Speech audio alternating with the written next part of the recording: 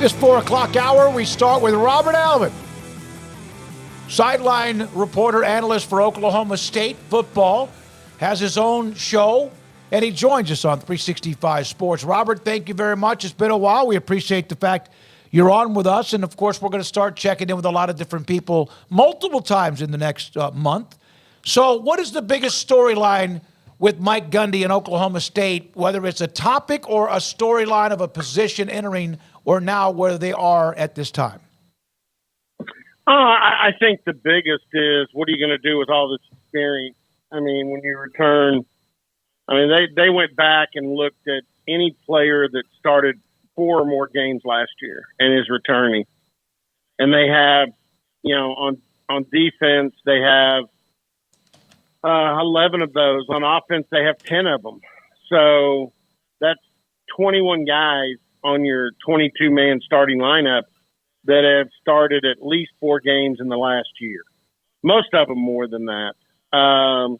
Then they have a lot of guys that maybe didn't start that many games, but they played a lot of football. That's been the constant theme. Yesterday was our second time to talk to Coach Gundy since practice started, and one of the first questions was, how is this different with all these guys? And he said, well, the good thing is we don't have to go back and do a lot of base stuff. And there's the recall by the players has been excellent. So they're just it's almost like when you take accounting 101, and unless you really mastered 101, you can't go to accounting 202 and 303 and so on. This is a team that, your quarterback's in his 7th year. There are a bunch of 6-year guys with the COVID still, especially on the offensive line. Corner, a guy from the Waco area, Corey Black. Yep. I think this is his 6th year. And then you have a lot of 5th-year guys. So 5th, 6th, and even a couple of 7th-year guys. And you know what? Here's the thing, Smokey. I've seen this backfire. I've seen guys just be in college too long, and they get bored with it, and it kind of backfires when you think, God, we can't miss with this group, and then they kind of fall flat. I've kind of been looking for that. Haven't seen it. These guys come out to practice every day excited. Bowman's a great example. He dropped about 10 pounds in the off season, and I was standing on one end of the field with our president's husband, Darren Strum, yesterday, and he looked down there and he goes, "Dang, Bowman looks like he's throwing the ball stronger. He's got a stronger arm." And one of the strength guys kind of leaned in and said, "He's stronger everywhere." So that's a good sign when maybe the oldest guy on your team, and I know what Bowman wants. He wants to go to Frisco next year to that pro day and show off and have a chance maybe to keep playing. So everybody seems to be engaged, and Mike Gundy seems to be happy, and the hope is that will continue, and you won't see a backfire of guys getting bored with being in college too long. By the way, on Bowman, how much of it actually can also be a flak jacket on his ribs that sometimes makes him look a little bit bigger? Or does he wear one? He wears one. That may be a little bit, but even this is funny. Last week we had our first session with Mike Gundy. He was asked about Bowman's conditioning, and he goes, when he came to us last year, he was a little soft. It's not often you hear a head coach call a player soft, but as a quarterback and as a former quarterback, Gundy's a little harder on those guys. If they're not tip-top, if they're not ready to go, he's pretty brutally honest about where they are. And he said, hey, last year, Bowman was rusty, and he was a little soft. And he was still the best guy because of all of his experience. Now you're getting, kind of a Bowman 2.0. He's past the inactivity at Michigan. The rust has been kicked off. And even Bowman, talking to the media yesterday, talked about how he can move in the pocket better. He goes, last year I watched tape. There were a lot of times I threw the ball away or I threw a pick when I could have taken a couple of steps up in the pocket and lengthened the play and had a really good chance to do something with it. So he's gone back and analyzed everything he did last year and coming back. Here's the thing, too. You don't want the young guys behind all these old guys. I think it's their turn. That's another area you got to keep in check. And in the quarterback room, there's a great example. Garrett Rangel he played 9 games as a freshman and did not play many last year. And then you've got a freshman, redshirt freshman, Zane Flores, that guys, unless I'm just stupid, and maybe I am, this guy's he's got next level ability. I mean, with the arm, with the ability to run around. He was a 2-time All-State state championship quarterback at Gretna, Nebraska. And I know that they tried really hard to get him off the Oklahoma State commitment list and couldn't do it. And it's time for him to he's Bowman's roommate on the road. It's time for him to get some action and to see what he's like in a game. So that's something everybody's going to be looking for. But behind Alan Bowman, like you said, how confident are they with those guys? Because, as strong as he is, I know that everybody kind of holds his breath every time he gets hit because he's been injured quite a lot, Robert. No, I mean, he had that history in Lubbock, and, he didn't play enough to get hurt at Michigan. True. Yeah, I mean, that's the honest truth. Yeah. He'll tell you that. He was very tough last year, so I think he's kind of within the program. He's shaking off that reputation. But, no, I think they feel really good. I mean, you've got a Rangel who was in the middle of that quarterback trio battle that started last season. And Rangel's having a good spring. And like I said, Zane Flores, he's a guy that's ready. It's time for him to at least get some stick time out there. So I think they feel pretty good.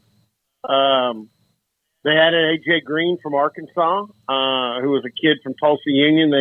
They weren't able to get when he came out of high school. They feel good about the depth there.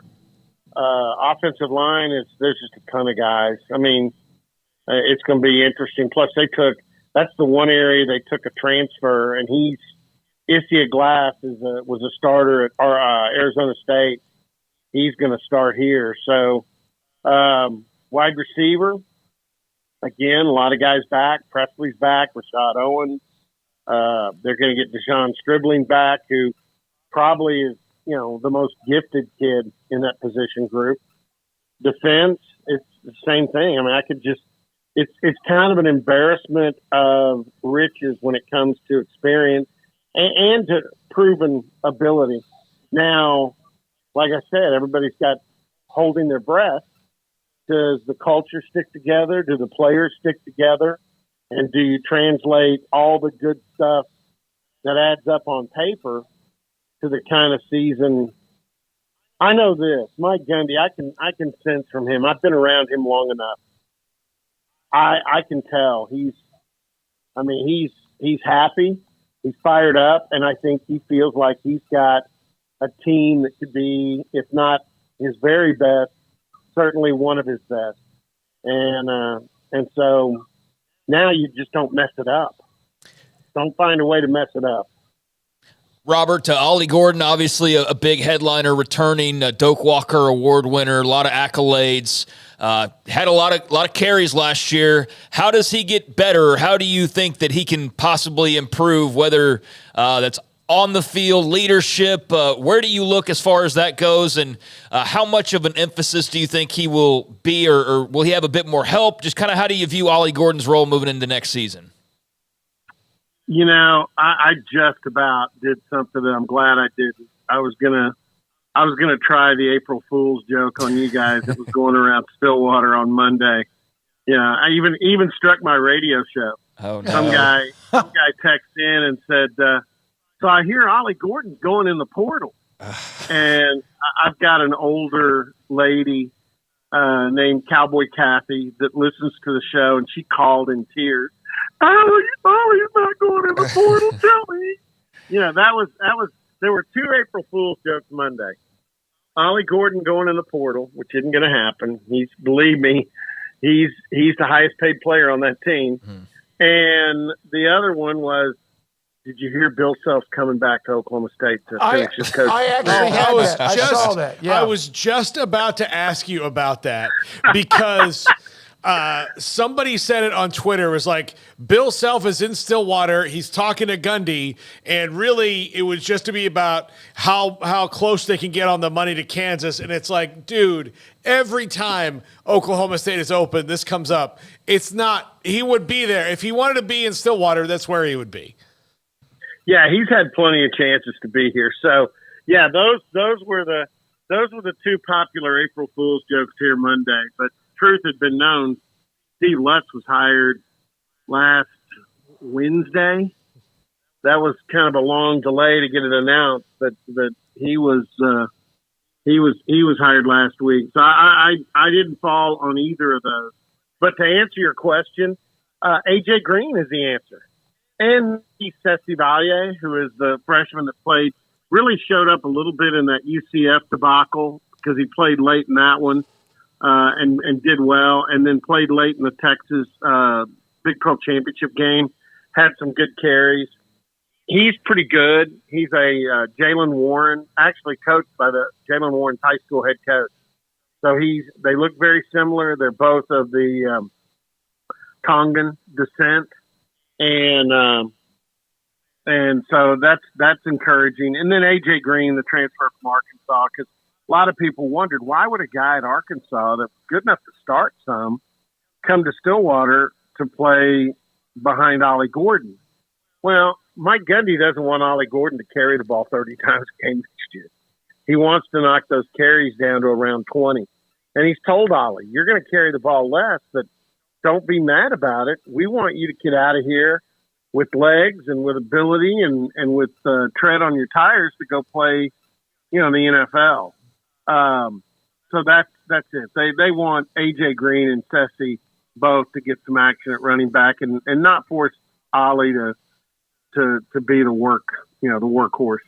I had a private or one of those direct messages from Homie 505. Yeah, that was the one. Homie 505. My sources told me that Bill Self is set to speak with Gundy this afternoon. Unclear on specifics. The move to Oklahoma State would likely result in a moderate pay cut for Self. Oh, my God. I said, that's so stupid, it might be true. Who knows anymore? But I said, no, that's no way that's going to happen. Well, hey, it's easy to fool people in Stillwater on that because there's so many Oklahoma State basketball fans that they go to bed every night, and when they get on their knees and say their prayers, one of the lines in there is, please bring Bill Self back home. That happens quite a bit. Robert, and no offense to Oklahoma State at all, and I'm sure he still loves his alma mater, but you don't leave the basketball mecca just on a whim. It's just not what you do. Took Roy Williams having North Carolina and those ties. That's it. Yeah. That's the only time you do that. Yeah. Yeah. If Bill Self is coming back to Oklahoma, it will be Oklahoma City and the Thunder. And right now, based on the success there, that job is not open. So now Bill's good friends. He's good friends with the GM there because he's really tied to that family of the San Antonio Spurs. But I don't even think Bill longs to coach. I think at one time he thought about the NBA. I think Bill's where he's going to finish, and he's already in the Hall of Fame. So, yeah, I don't think we'll see Bill Self for any functions here other than reunions and alumni functions. Robert, we do know who the guy, and it's not Bill Self, will be leading the charge for Cowboys basketball moving forward after the firing of Mike Boynton. Steve Lutz, what has been the reaction? What was your reaction? And what do you make of the new era of Cowboys basketball under his leadership? Well, because the name's not Bill Self, there's some people that are unhappy, and some people were disenchanted because of how long the search took. But no, I like him. He touches the Iba Sutton tree with Danny Casper. He was with him at Incarnate Word and then at Texas State. And I know Danny's career didn't end great. He's an old friend of mine. I called the Midwestern State games when he was the assistant for Gerald Stockton in Wichita Falls, right when I got out of school. And we used to hang out at an Irish bar called O'Phelan's. Good days. But no, because of Danny Casper, because he coached for Matt Doherty, because he coached for Greg McDermott, because he coached for Matt Painter, and that gets him in the Sutton tree because Painter played and coached for, who's the longtime, Gene Cady, who was a longtime assistant for Sutton at Arkansas. So he touches those. That's good. I talked to Randy Lee, the voice there at Western Kentucky on my show yesterday, and he said, Robert, you guys are getting an old school guy. I mean, he kicked a really good player off the team last year in his first year at Western because the guy didn't obey the rules. Well, I mean, I like that. And you know, discipline, I think, has been lacking in Oklahoma State basketball. So this guy's going to come in. I think the other thing I like is he's been around a lot of people that can coach the post position, even like to run their offense through the post. That's something I'd love to see. And there's a good, if he's in the portal, but if he's patient and talks to him and he stays, Brandon Garrison is a kid. In fact, I think he had a pretty good game against Baylor in that conference opener this year. Brandon Garrison is a guy that could be a really big-time post player. He was a McDonald's All-American and all the stars and ESPN rankings and all that. I think that Steve Luck could get the most out of him. So the biggest thing I like is old school, and that's what's used to describe him. I'm looking forward to seeing some old school coaching at Oklahoma State. I got to read this chat from Barry Crawford. Gundy was asked the other day, what do you get with a 7-year quarterback? And he said an AARP membership. Yeah, he did. What is the worst, not worst, what is the one or the largest concern, no matter what they do the rest of spring, that they must perhaps look at in the transfer portal? Football, I'm talking Get football better. here. Yeah. Well, I don't know if they'll have to do anything in the transfer portal. They've got to get better defensively. And I mean, this isn't all on Brian Nardo. I think Nardo will be better in his second year as a defensive coordinator. We saw that with Jim Knowles. Jim Knowles' first year was not very good. But if you go back and look really hard last year at some of the defensive numbers, they weren't good, guys. This team did a good job of forcing turnovers. They did a decent job on third down, and they did an excellent job on fourth down. And that's really what kept them in the game defensively, because this defense gave up a lot of yards, running and passing. So you've got playmakers. You've got Nick Martin back, who is, speaking of old school, he's an old school type linebacker. You've got Colin Oliver, Justin Kirkland, Colin Clay, Cody Walterside decided to come back. Those are all defensive linemen. Got a lot of guys in the secondary, including Corey Black at a corner. So the key is whatever, and I think they're still going to run some odd man, some 3-man front, but I think you'll see some more 4. I think that's one of the things they looked at in the offseason. But whatever you see, you've got to see a better performance on defense. And I think that is absolute the biggest concern. When you've got the leading rusher in the conference and the nation returning, and you've got plenty of receivers and an old quarterback and an offensive line that can protect him, then you got to stop people. And they didn't do a very good job of that last year. OSU was involved in a lot of shootouts, a lot of games that went down to the wire, and they were fortunate enough they were able to win them. But you guys know as well as I do, you play a lot of those, eventually the odds catch up with you, and instead of winning in double overtime with BYU, you get beat. Or instead of winning with a big play at the end of of course, you don't have to worry about playing OU, but you get beat on a play like that late in the game. Defense has got to get better, and your margin has got to get better. And that's the biggest concern for this team in spring. Robert, it's great to have you, man. Inside knowledge, appreciate your time, and hope to see you. You going to Vegas with Big 12 Media Days? Yeah, can you imagine that? I don't know if they should let all us Midwesterners loose in Vegas. That could be pretty dangerous. We've already done a scouting trip, Robert. We went to there the at Super Bowl. Yeah, we were there, and we stayed away from downtown. We had an Airbnb about a 20-minute drive. I had to keep the degenerates, Emery, Garrett, and Paul off the streets, and it didn't work well at times. But can't wait. Did not. But can't wait. That's going to get around the conference. That the Baylor group has already scouted Vegas for Media Day. So you guys may have to join Brett Yormark and be the travel guides for the Big 12 media event this year. Happy to do it. Absolutely. We'll give him all of what he needs. Thanks, buddy. Appreciate it, Robert. Have a great rest of the spring, and we'll talk again soon. Thank you. All right. That's good stuff, Robert Allen, sideline reporter, analyst for Oklahoma State football, and we'll have